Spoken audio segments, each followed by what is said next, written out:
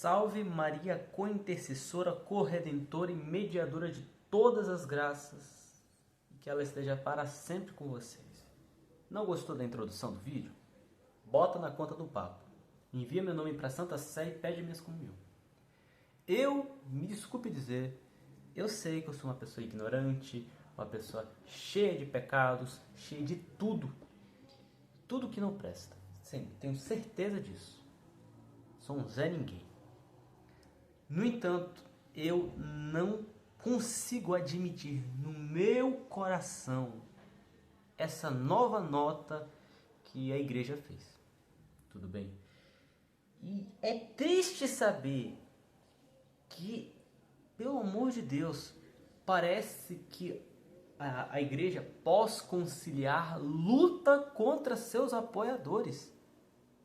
Porque os tradicionalistas, eu vejo um negócio bonito, que eles sempre são coerentes, eles sempre se ajudam, eles sempre se auxiliam.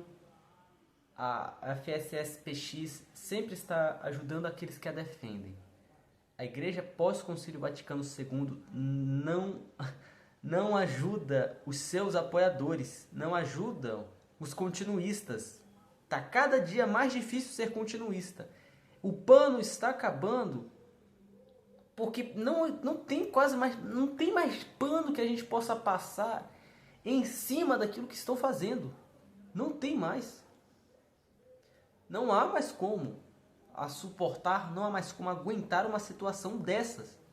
Eu concordo sim que a tradição da igreja continuou e persevera mesmo após o Concílio Vaticano II. Mas essa nota, me desculpem dizer, é um esculacho.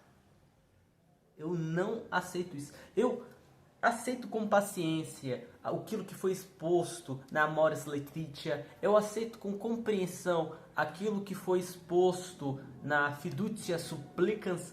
Mas o que foi dito nessa nota, eu não consigo aceitar no meu coração. Não consigo aceitar no meu coração.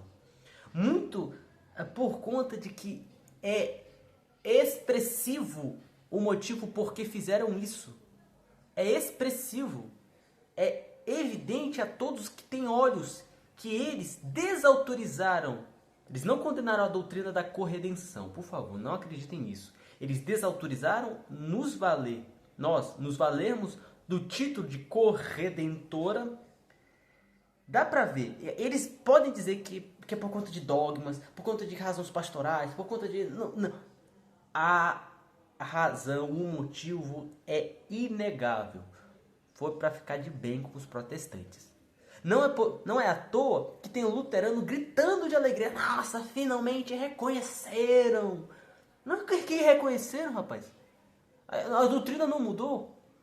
Apenas a igreja desautorizou se utilizar do nome de corredentora, justamente para não deixar vocês bravinhos.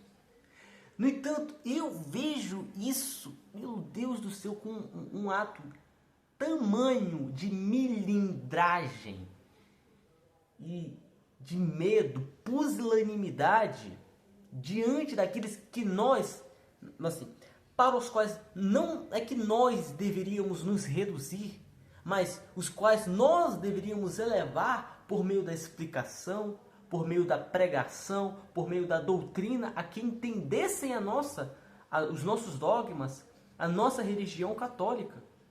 Pois, podem ter certeza, a maioria dos luteranos, dos protestantes, dos evangélicos, dos ortodoxos, só o são porque não entendem o nosso dogma, a nossa doutrina e a nossa religião. Porque se o entendessem profundamente, eles não apostatariam, não rejeitariam a nossa fé. Assim como os protestantes, eles teimam em dizer que nós adoramos santos, porque eles não são capazes de entender a distinção entre veneração e adoração. Eles acreditam que é a mesma coisa. Será que futuramente, então, a igreja terá que nos desautorizar a dizer que veneramos os santos? Porque na cabeça do protestante é a mesma coisa? Será que algum dia vai ter uma nota que vai dizer assim, não podemos dizer que veneramos os santos, porque por razões dogmáticas, doutrinais, pastorais e ecumênicas, não é oportuno. Vamos usar, por exemplo, dizer que nós honramos os santos, como os imbecis dos anglicanos. Desculpa dizer, você que é anglicano, desculpa, estou só exaltado. Eles vivem dizendo, não, que nós honramos os santos, nós não pedimos intercessão deles. Meu Deus do céu. É inegável, é evidente que eles fizeram isso para ficar de bem com os protestantes. Eu não aceito. Eu não aceito o que fizeram. O correto, a meu ver, seria não nós darmos um passo para trás e o braço a torcer. Mas sim, para manter a coerência da metáfora, dar um murro na cara do protestante. Quero dizer, explicá-lo com paciência, com tempo oportuno, explicá-lo com toda a inclusão caridosa, com todo o amor, para que ele entenda a nossa doutrina, em vez de nós ficarmos com medo de expô-la a ele.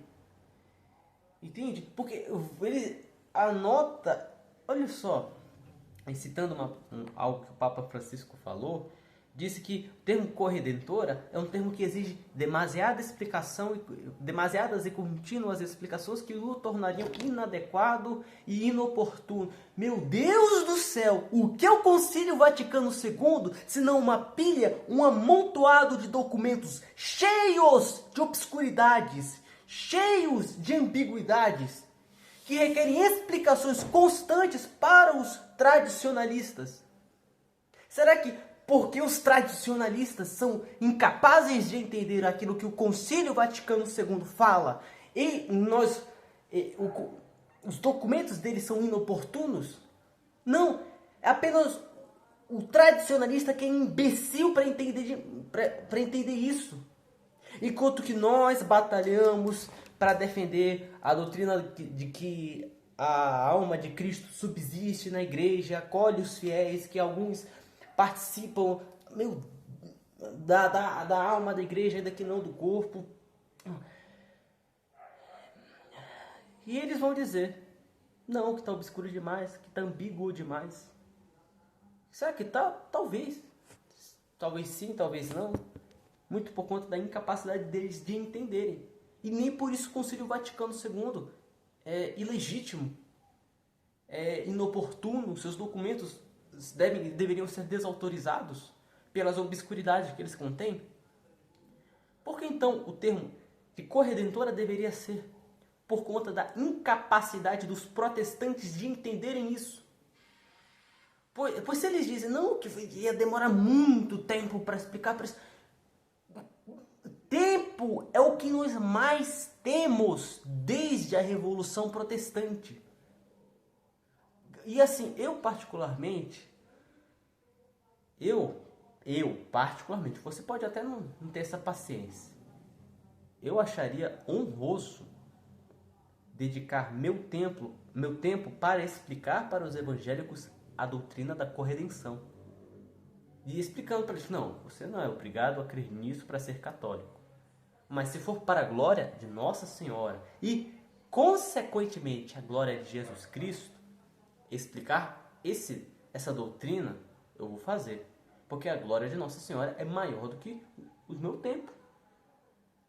Entende? E explicando essa doutrina, eu vou passar por tantas outras doutrinas, tantos outros dogmas, tantas outras explicações, que ainda que o protestante não entenda a conclusão final de tudo que eu falo, todo o diálogo que eu tive com ele causou um efeito positivo na sua alma. E isso é inegável. Então, eu vou continuar usando o termo corredentora, mesmo que eu tenha que passar horas explicando para o protestante, se ele abrir o seu coração para mim e eu tiver o tempo suficiente para explicá-lo isso. Se não, eu explico outro dia, eu explico outra hora. Tudo bem? Eu acredito na doutrina da corredenção. Eu tenho a fé e a esperança de que um dia essa nota será revogada e um dia essa doutrina será dogmatizada. E antes, eu não rezava por isso porque, bem, nunca vi o perigo disso ser digamos assim, proibido. Mas agora, diante das circunstâncias em que nos encontramos, eu mudei de parecer. Vamos rezar pela dogmatização desta doutrina.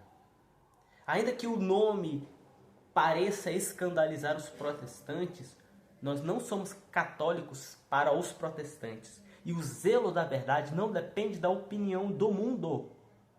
Entendam que o nestorianismo começou porque um cara achou que seria muito escandaloso dizer que Deus tem mãe, porque alguns poderiam pensar que Deus é criatura, que Nossa Senhora é maior que Jesus Cristo. E o que isso acarretou?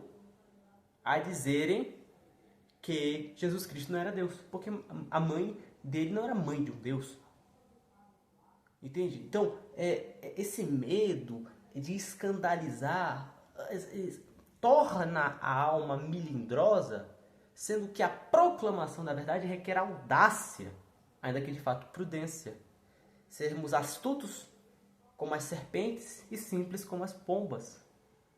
Eu me pergunto sinceramente, se o cardeal autor desta nota, né, Tucho, né, o apelido dele, esqueci o nome dele agora, se o dogma da Imaculada Conceição não tivesse já sido dogmatizado, ainda fosse apenas uma doutrina, eu me pergunto se ele escreveria uma nota proibindo dizer que Nossa Senhora é Imaculada, porque alguns protestantes poderiam pensar que nós acreditamos que Nossa Senhora não precisou ser salva por Jesus Cristo, que Nossa Senhora não contraiu nem mesmo a necessidade, o débito do pecado original, que se encontrou fora até mesmo da intenção, digamos assim, do patrimônio familiar da santidade de Adão, que levaria a santificação para toda a humanidade se ele tivesse perseverado, e a condenação se tivesse rejeitado. Assim, vamos proibir esse termo, porque pode gerar mal-entendidos e a explicação dele ia ser muito demorada para que eles entendam. Porque, de fato, o dogma, a doutrina da Imaculada Conceição quase gerou um cisma na igreja ao ser dogmatizado, e foi ocasião de tantos debates que os autores daqueles grossos e longos volumes chegavam a se agredir fisicamente, um defendendo uma doutrina e outro defendendo outra. Entenderam? Eu me pergunto se o Tucho, só para querer agradar, só para por razões dogmáticas, doutrinárias, pastorais e ecumênicas, enfim, proibiria nós chamarmos Nossa Senhora de Imaculada. Eu me pergunto isso. Entende? Porque, de fato, dizer que Nossa Senhora é imaculada, o imaculado por si mesmo não designa se Nossa Senhora é imaculada por mérito próprio, por mérito de Jesus Cristo, se Nossa Senhora contraiu a dívida de Adão e Eva, do pecado original, se Nossa Senhora precisaria ser salva. Não, isso é só um termo. Mas é toda a doutrina que existe por trás desse termo que nós católicos aprendemos na nossa catequese, que nos permite, sem medo, chamar Nossa Senhora de Imaculada. A igreja passou 19 séculos sem ter isso como dogma, mas como uma doutrina muito respeitada entre os teólogos. Então, assim, e também eu acho besteira, desculpa dizer para tomar um tamanho cuidado ao chamar Nossa Senhora de mediadora de todas as graças, porque tem um sentido bom e um sentido ruim. Então, às vezes inoportuno, tem que tomar cuidado. Meu amigo,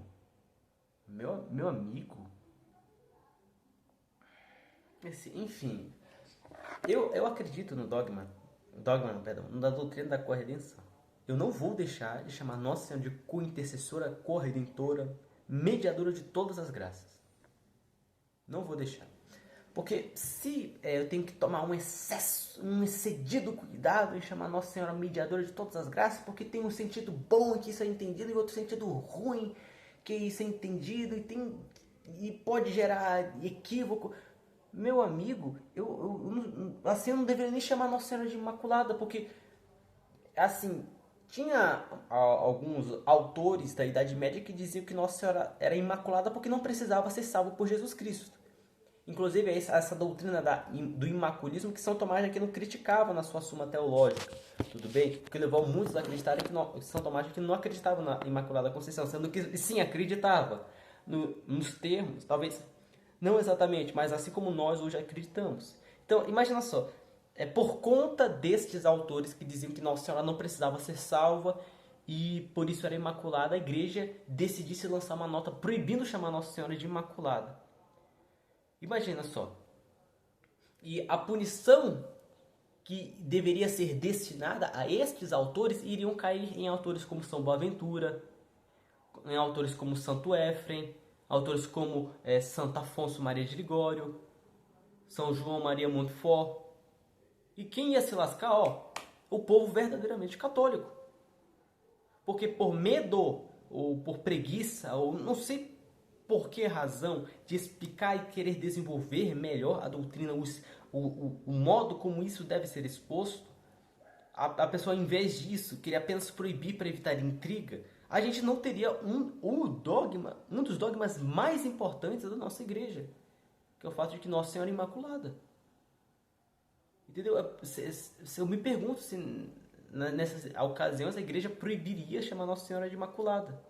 Graças a Deus que, não querendo falar que nenhum red thread, né, o dogma, a Imaculada Conceição foi dogmatizado antes do espírito do Concílio Vaticano II, porque senão, meu Deus, haja discussões proibitivas, impositivas acerca daqueles que defendem esta tão gloriosa doutrina. Tudo bem? Então, assim, se o medo da igreja é afastar possíveis fiéis de se converterem, porque é uma doutrina que requer muita explicação, eu explicarei tranquilamente, para que a pessoa entenda que ela não é obrigada a acreditar nisso, entenda o verdadeiro sentido por trás disso, e caso queira se converter a esta doutrina, se converta crendo naquilo que ela é. Porque a igreja de fato não condenou a doutrina por trás da corredenção, do título de corredentor, proibiu só o uso do termo. Se eu explicar a doutrina corretamente, a pessoa não se escandalizará pelo uso do termo. Entendeu? Então, assim, a igreja, né, quando fez essa nota, não se valeu de um magistério infalível, e nem poderia se valer, né, se valeu apenas de um magistério autêntico que, conforme me disseram, os senhores procurem saber melhor, se eu tiver as devidas razões, posso lhes negar o assentimento. E eu nego. Tudo bem? Enfim, me desculpem. Eu prometo trazer para vocês futuramente um vídeo melhor explicando a questão da corredenção. Eu só queria apenas expor para os senhores agora esse vídeo. Abrir para vocês o meu coração de tristeza e angústia na qual eu me encontro.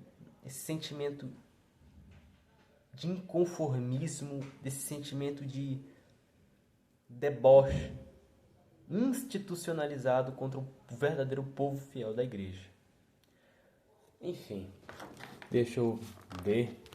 Eu me lembro, lendo Tratado da Verdadeira Devoção. Nossa, esse livro deveria ser desautorizado. Deveria, que é muito escândalo, é muitos equívocos. Meu Deus do céu, deveria ser, pelo amor de Deus.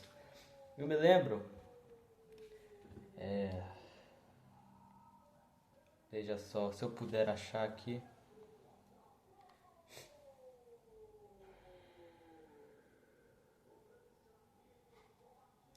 Só um momento. Aqui, apenas para finalizar o vídeo, eu falei São João Maria, não, é São Luís Maria de Montfort. Ele vai dizer que existe 7 tipos de devotos falsos de Nossa Senhora. Os devotos críticos, os escrupulosos, os exteriores, etc. E o segundo, ele vai dizer, Os devotos escrupulosos são pessoas que temem desonrar o filho honrando a mãe, rebaixar um elevando a outra. Não podem suportar que se dirijam à Santíssima Virgem louvores, aliás, mais do que justos, como os que os santos padres lhe dirigiram. Não toleram, senão contrariados, que haja mais pessoas de joelhos diante de um altar de Maria do que diante do Santíssimo Sacramento. Olha, como se uma coisa fosse contrária à outra, como se aqueles que rezam a Nossa Senhora não rezassem a Jesus Cristo por meio dela. Não querem que se fale tantas vezes da Santíssima Virgem, nem que a ela nos dirijamos tão frequentemente. Eis algumas frases que lhes são habituais. Para que servem tantos textos, tantas confrarias, tantas devoções externas à Santíssima Virgem? Há muita ignorância nisto tudo, faz-se da religião uma palhaçada. Me falem dos que têm devoção a Jesus Cristo, e direi, entre parênteses, que referem muitas vezes este nome sem ao menos descobrirem a cabeça. Repetem, é preciso recordar a Jesus Cristo, só Ele é o nosso único medianeiro. É preciso pregar Jesus Cristo e esta é a doutrina sólida. Isto que dizem é até verdade em certo sentido, porém, quanto à aplicação que disso se fazem, para impedir a devoção à Virgem Santíssima é muito perigoso. Trata-se de uma cilada do inimigo sob pretexto de um bem maior, já que nunca se honra tanto a Jesus Cristo como quando se honra muito a Santíssima Virgem, pois não a honramos senão para honrar mais perfeitamente Jesus Cristo, como também não nos dirigimos até ela, senão para encontrar o caminho que conduz ao fim almejado, que é Jesus. A Santa Igreja, com o Espírito Santo, bendiz em primeiro lugar a Virgem Maria e só depois Jesus Cristo. Bendita sois vós entre as mulheres, e bendito é o fruto de vosso ventre, Jesus. Não é que Maria seja mais que Jesus ou igual a ele. Afirmá-lo seria uma heresia intolerável. Mas a razão é que para mais perfeitamente bendizer Jesus Cristo, é preciso louvar antes a Virgem Maria. Digamos, pois, com todos os verdadeiros devotos da Santíssima Virgem e contra seus falsos devotos escrupulosos: ó Maria, bendita sois vós entre as mulheres, e bendito é o fruto de vosso ventre, Jesus. Termino meu vídeo de hoje com essa passagem muito bela de um livro extremamente escandaloso que vai contra o espírito do Concílio Vaticano II e afasta protestantes da fé católica, que deveria ser desautorizado, deveria ser queimado, jogado no lixo, porque fala coisas muito desautorizadas, muito contrárias ao espírito do Concílio Vaticano II. Enfim. Espere pelo próximo vídeo que eu vou falar melhor sobre o doutrina da corredenção.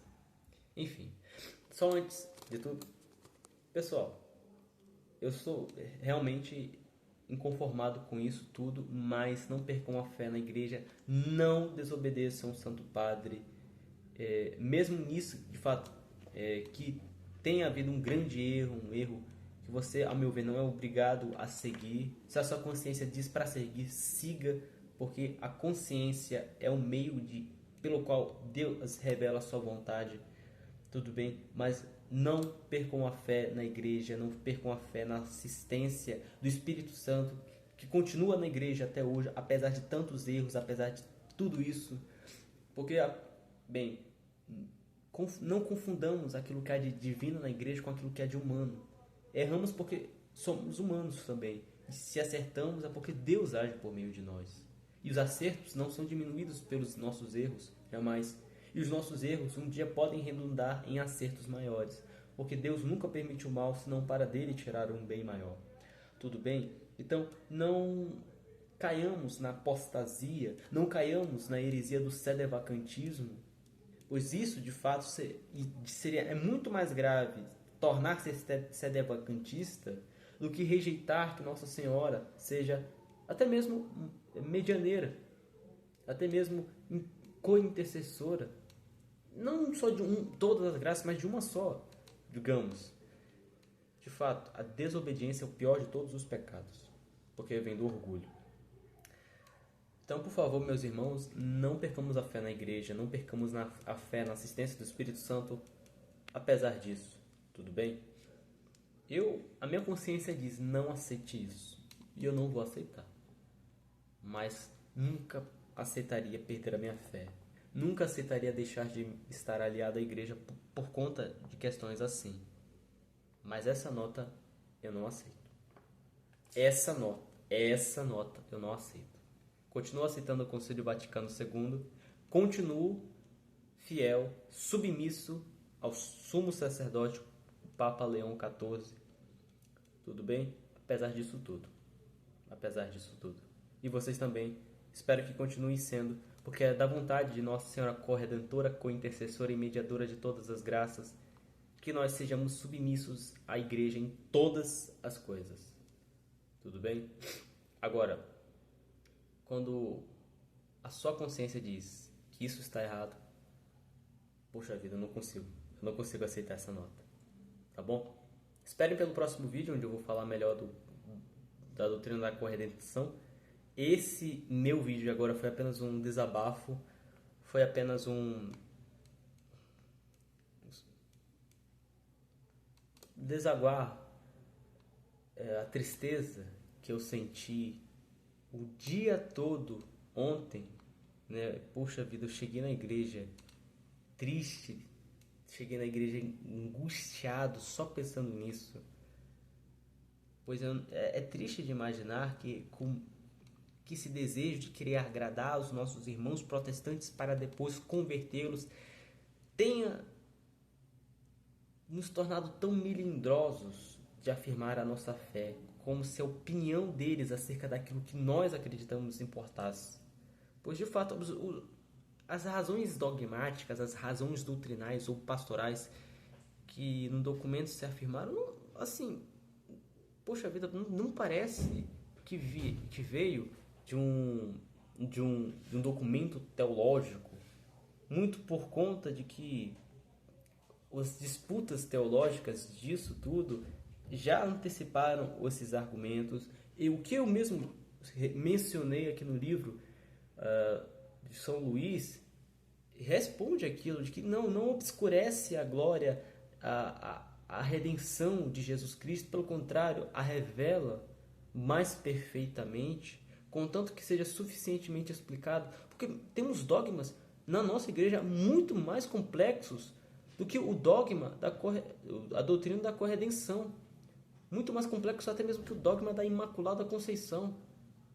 E não é porque as suas explicações requerem muito tempo, constantes, e se relembrar, puxa vida, senão nós nem acreditaríamos na Santíssima Trindade, entendeu? Nós nem acreditaríamos que Maria é mãe de Deus, tudo que envolvesse tantas polêmicas, tá bom? Enfim, eu acredito que um dia esse documento vai ser revogado, porque não foi feito sob magistério infalível, é uma decisão puramente temporal, e que acredito que vinda, e se Deus quiser venha, o triunfo do Imaculado Coração do Imaculado Coração de Nossa Senhora, a igreja então um dia dogmatizará essa doutrina. Tudo bem? No mais, em tudo sejam obedientes, não percam a fé na assistência do Espírito Santo, sejam submissos ao Papa Leão XIV, que continua sendo verdadeiro Papa, e aliados e unidos à nossa Santa Igreja. Tudo bem? Vamos rezar todos os dias para que esse grande mal seja remediado com um bem ainda maior. Tudo bem?